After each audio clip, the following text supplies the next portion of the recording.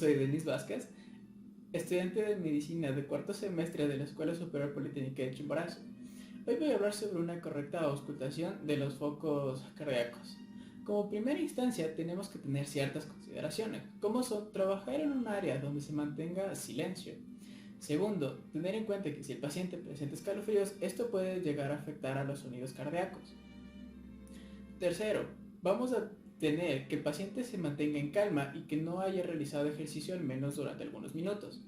Y por último, vamos a tener en cuenta que la campana del fonendoscopio no tiene que estar completamente fría, sino que antes de auscultar debemos frotarla con la palma de la mano para que la persona o el paciente no reaccione de una forma en la que pueda alterarse. Los focos aórticos en el ser humano son 4. Estos son los que vamos a auscultar, a excepción del foco aórtico accesorio. El primer foco que vamos a escuchar será el foco aórtico, el cual se va a encontrar en el segundo espacio intercostal al lado derecho, junto al esternón. El segundo foco es el foco pulmonar. Este está en el segundo espacio intercostal al lado izquierdo del esternón. El tercer foco, que es el foco tricuspidio, a este lo vamos a encontrar en el cuarto espacio intercostal, al lado izquierdo del esternón, junto a la apófisis sifoides. Y por último, el cuarto foco, que es el mitral, vamos a encontrarlo en la línea media clavicular, a la altura del quinto espacio intercostal. Para empezar la auscultación, podemos tener al paciente de manera de pie o de manera sentada.